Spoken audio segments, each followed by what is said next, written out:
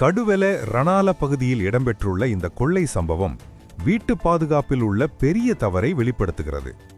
வீட்டின் உரிமையாளர் வீட்டை பூட்டிவிட்டு திறப்பை வாசலில் இருந்த காலணிக்குள் மறைத்து வைத்திருந்தார். இதனை கவனித்த மர்ம நபர் ஒருவர் திறப்பை எளிதில் கண்டுபிடித்து வீட்டிற்குள் நுழைந்து அங்கிருந்த பெறுமதியான தங்க நகைகளை திருடிச் சென்றுள்ளார்.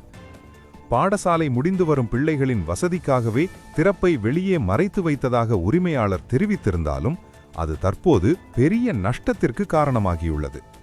இதே போன்ற முறையில் வாசற்படிக்கு கீழ் திறப்பு வைப்பது, பூந்தொட்டிகளில் மறைப்பது, காலணி அல்லது பாய் கீழ் வைப்பது போன்ற செயல்கள் திருடர்களுக்கு மிகவும் தெரிந்த மற்றும் எளிதில் கண்டுபிடிக்கக்கூடிய இடங்களாகும். இந்த சம்பவம் தொடர்பாக நவகமுவ போலீசார் தீவிர விசாரணைகளை ஆரம்பித்துள்ளனர்.